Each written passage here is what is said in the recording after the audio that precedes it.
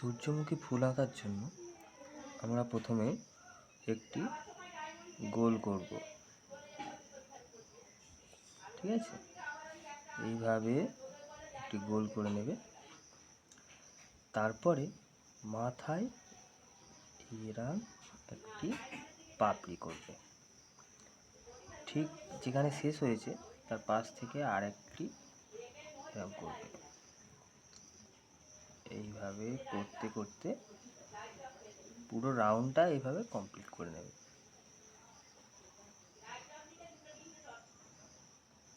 এই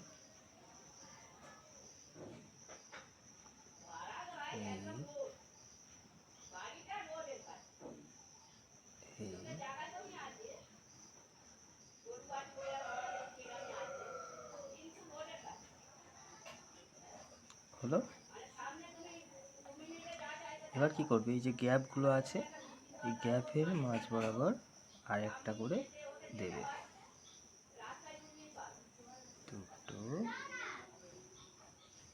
তিনটে, চারটে, পাঁচটা, ছটা, সাতটা, আটটা হয়ে গেল। এবার এখান থেকে একটি দাড়ি টানবে সোজা, তার পাশ থেকে আরেকটি এইভাবে জুড়ে দেবে। এই প্রান্তে এইভাবে একটি পাতা করে দেবে। হলো। ঠিক তার আরেক পাশে আরেকটি পাতা করে দেবে।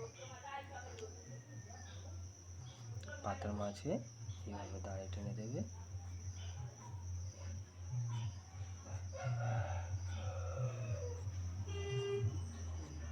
হয়ে গেল। এবার এটি ব্রাউন কালার করবে, এটা ইয়েলো কালার করবে এবং এইগুলো গ্রিন কালার করবে। ঠিক আছে।